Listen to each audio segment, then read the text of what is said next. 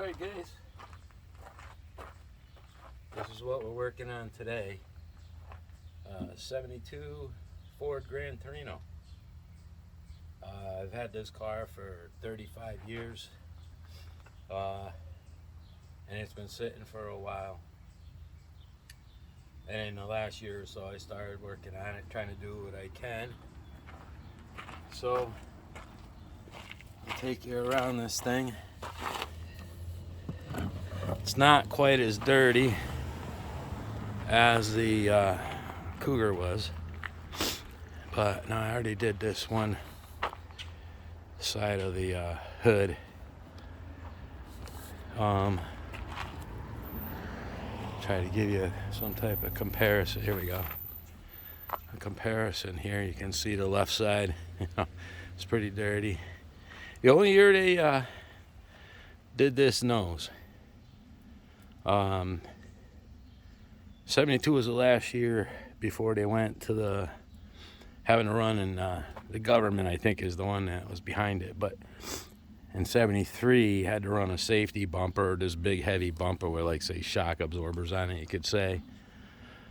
So that totally changed the nose of this car. However, the back was the same in 73.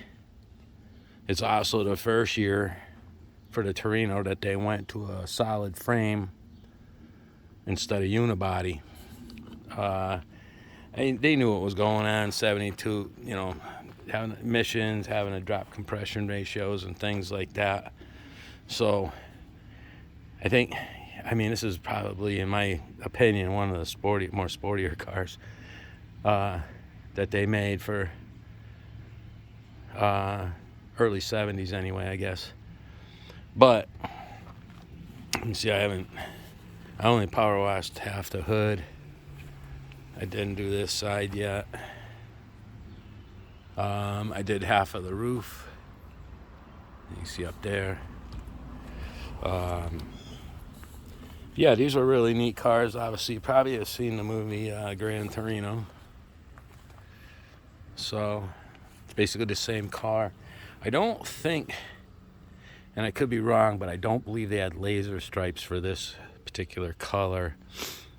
The dark green they did, which is the one in Gran Torino, but I don't think they had laser stripes for this color. And this was a real popular color back then, but I wasn't a big fan of it when I bought this car. It came out of California, and I'll tell you what, though, it kind of grew on me as time went by. My plans were to paint it black and put laser stripes on it and stuff like that, but life gets in the way sometimes and things just don't happen. And unfortunately, I don't have a garage.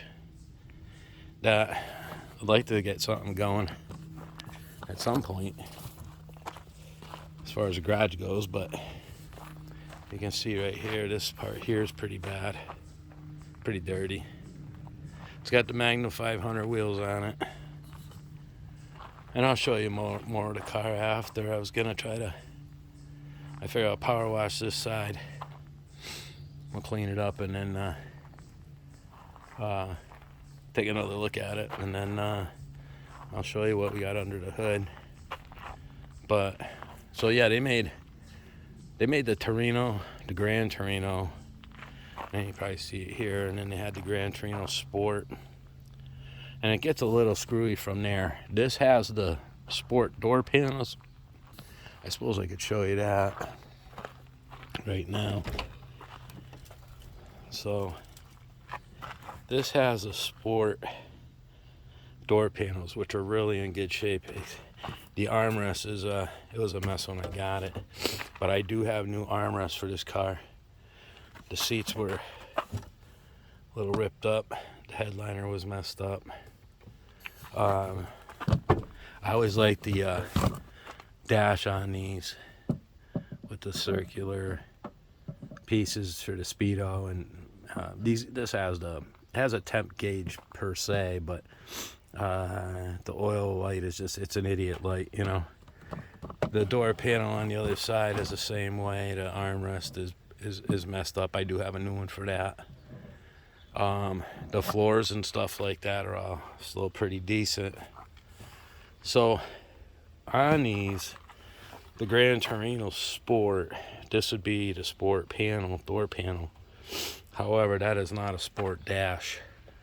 It was very similar, but it had a tack. I wish I could get this in here a little closer without messing this up, but anyway, there was, I think the speedo would have been on this side, the tack would have been on that side. And then you had a bunch of small gauges over there to the right. That would be it was all gauges, oil pressure, things like that.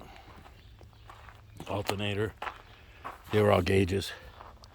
The other thing with this car, if you have or haven't noticed, this is what I would always have called a fastback. Okay. The other ones, I forget what they call them. I don't know if it's Brougham. I can't remember if it's Brougham. I had one actually. My first one of these I got from my neighbor where I grew up. It was like canary yellow. The car was, I always thought it was the coolest car, and I drove that for some years. But this one's got, they weren't calling this a fastback per se. They called it the sport roof. Okay, which was optional. Otherwise, this would come down more, maybe like this, and then over. Now there was some sports that were made that way. Not all Gran Torino sports have this roof. Okay, and not all Gran Torino sports had the sport interior, as like this one doesn't have the dash. However, it's got the door panels. But anyway. Instead of the laser stripes, this one has the chrome. There's a strip of chrome here. Okay, that's what they did on those. Your regular Torinos didn't have,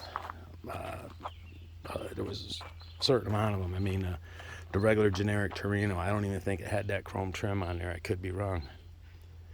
But anyway, let me power wash this side real quick, and then we'll take a look at what's under the hood and whatnot.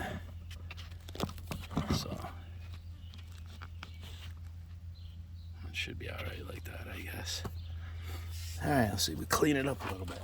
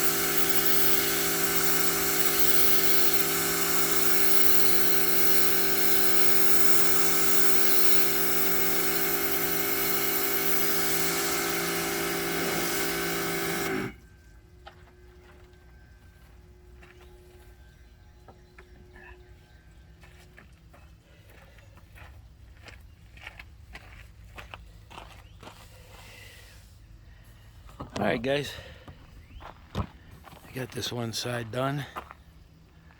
I'm sure you saw some of the, especially this rear quarter. I mean, the further it goes back, the dirtier it was, and I'm sure, you know, a lot of it has to do with this big oak tree I got here.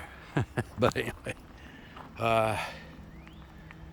so it definitely looks a lot better. And then myself, I like the raised white leather tires, but I'll do the other side. I'll spare you guys that.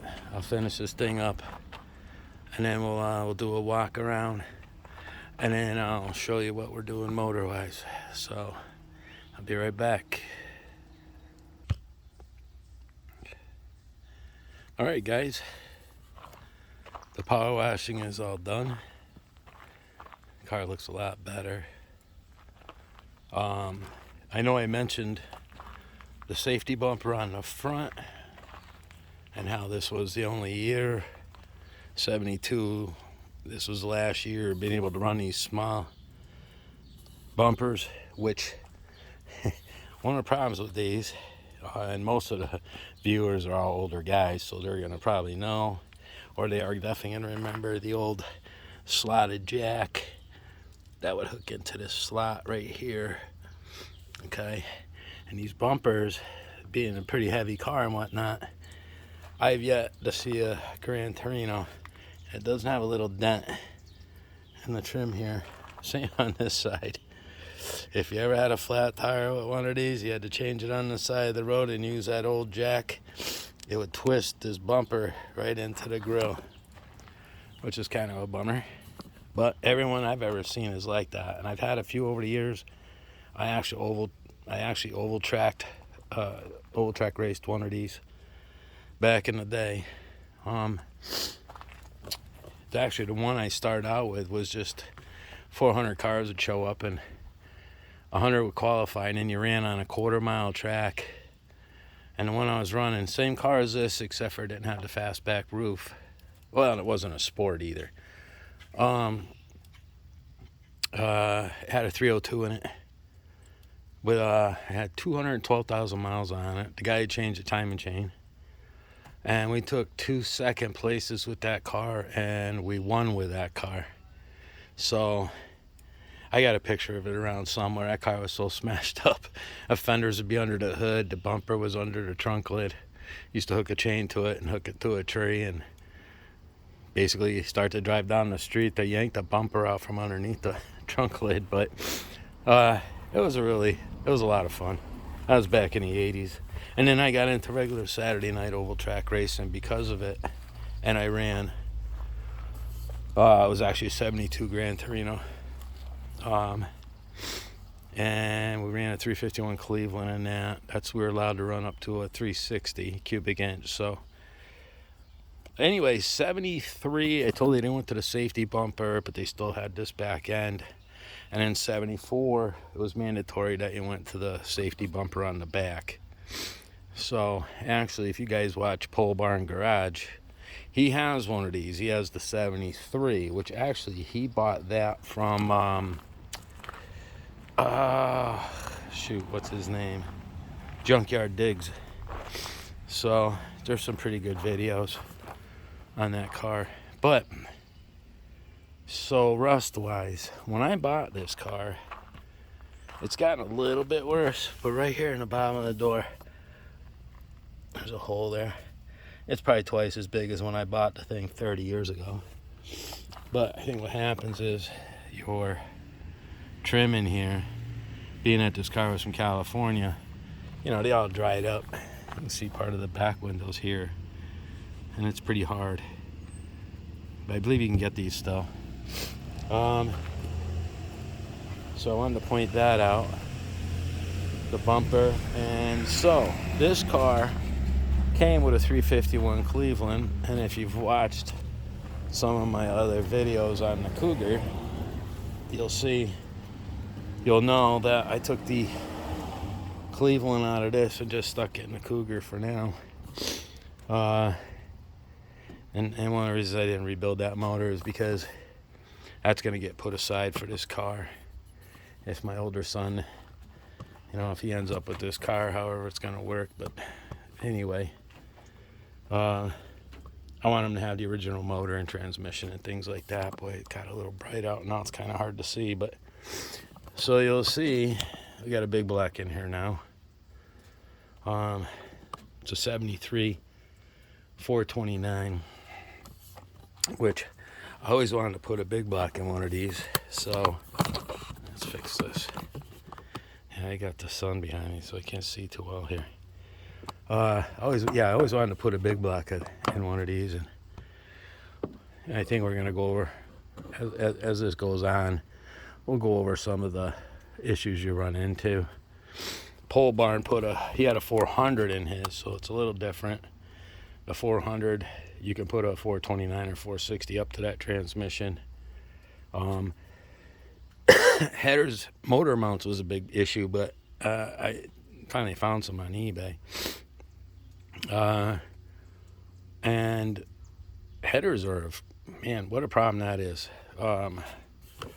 Because the only hooker headers, to the best of my knowledge, is for the Cobra Jet heads. So people claim these will go on there, but if you watch a pole barn video, you'll find out, yeah, not too easily. And there's another guy, he did a video. His is a 74, I think, Torino, that he put a 460 in. He doesn't say anything in the videos. You just see the video going on. But anyway, he got a set, and I think he got the last set from Summit. Headman headers. And the Headmen, from what I understand, they fit better, and they're for the regular ports. So anyway, I might be yanking this motor back out. I think I'm gonna put the dove heads on it. I'll explain why in another video, but I'd like to put them on here. It'll make a little more power. And I have not seen the Headman headers listed for this since the last pair got sold, so I don't know what's gonna happen there. But if I have to run the stock exhaust manifolds for now, well, that's what I'll do. I don't know if you noticed, but I did put a Holley 750 on here. It's vacuum secondary. I've had that carburetor since the late 80s. I did rebuild it, and then, just trying to keep the money, not spending too much, especially with a couple projects going. But this air cleaner was the original air cleaner, and I just cut the bottom and cut around the top. Actually, to be honest with you, it looks kind of cool. But anyway, so that's where that's at. I'm gonna come over here for a second. You'll notice, I'm sure you've noticed, I got the car up on stands and ramps and whatnot.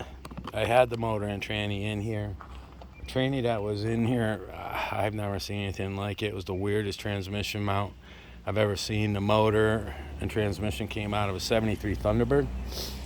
I've got this one, because I got a couple more of these blocks.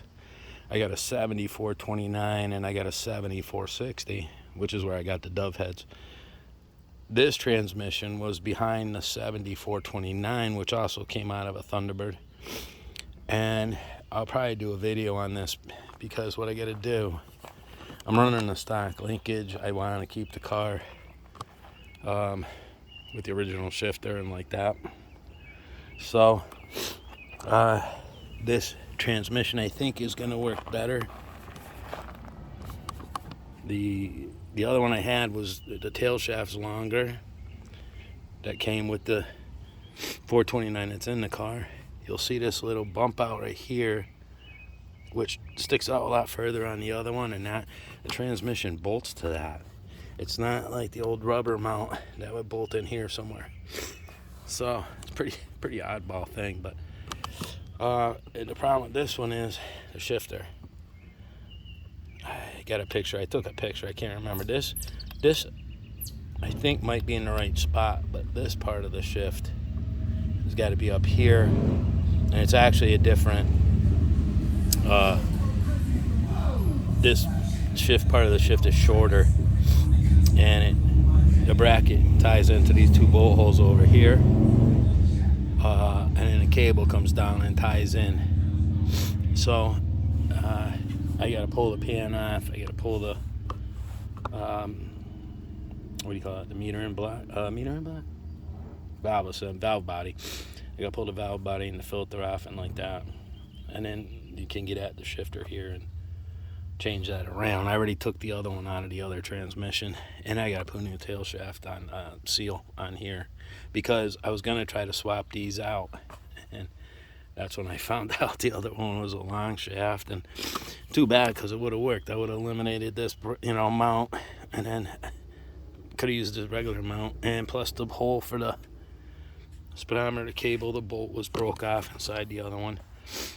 But unfortunately, that's the way it goes. I just didn't realize that transmission was longer. So yeah, let me get up here.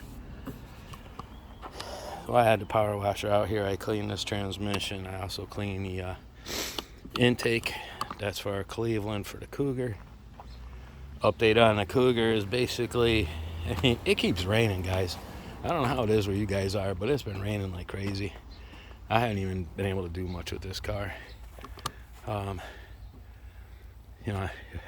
might be able to get to clean the glass today, but before too long I gotta get ready, because the boys, my older son is taking myself and my younger son to the local circle track tonight, and I haven't been there since probably the 90s. Yeah, it's kind of like, if you can't afford to be there, why be there? You'd always want to go back and start racing again, and I'm a little old for that now, but it'll be a good time to go. But anyway, so that's basically the deal with this car. I got it cleaned up.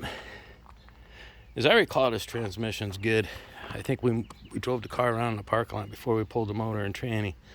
It's been sitting for a while. Hopefully it's okay.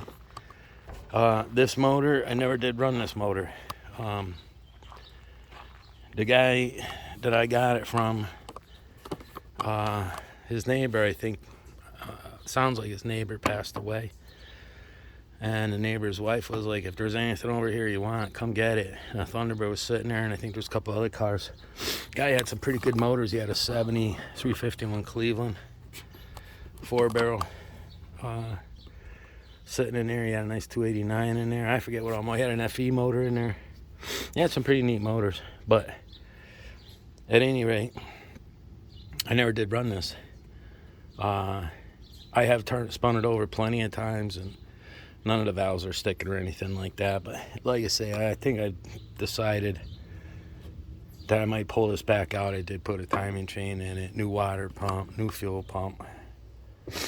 But I think I'm going to pull it out, put some new freeze plugs in it, because they were pretty shaky looking. I did get a starter for it. There's a few things to do to it, but not a real super lot. So anyway, I think that's what I'm going to do. I think I'm going to pull the thing and change the heads and a few other things, and then put it back together, and we'll get it in here. Upcoming videos. I got to run that 6-horse, the white 6-horse Merc, the 62. I want to run that on the boat. I got a Scott Water. I think that's like a 3.5 horse that I need to run. So I'll probably I might do a video with that. Just my buddy here in town, he can come get that. And then I got another motor I got to run, so another friend of mine, he can come pick that up, but get him out. I got him out of here. But so I'm going to try to get the 6-horse video done with us running that.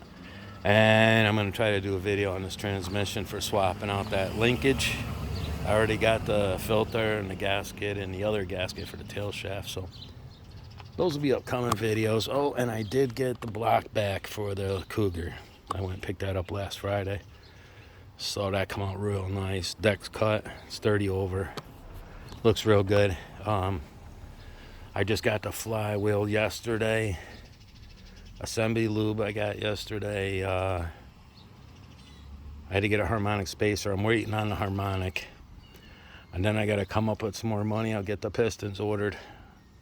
I think I'm going to go with Weisco's. I'll explain that later in another video. But I gotta order those, and then I can bring the crank and pistons and everything up to the machine shop, get that balanced, and then I can start putting that motor together, because I pretty much have everything else.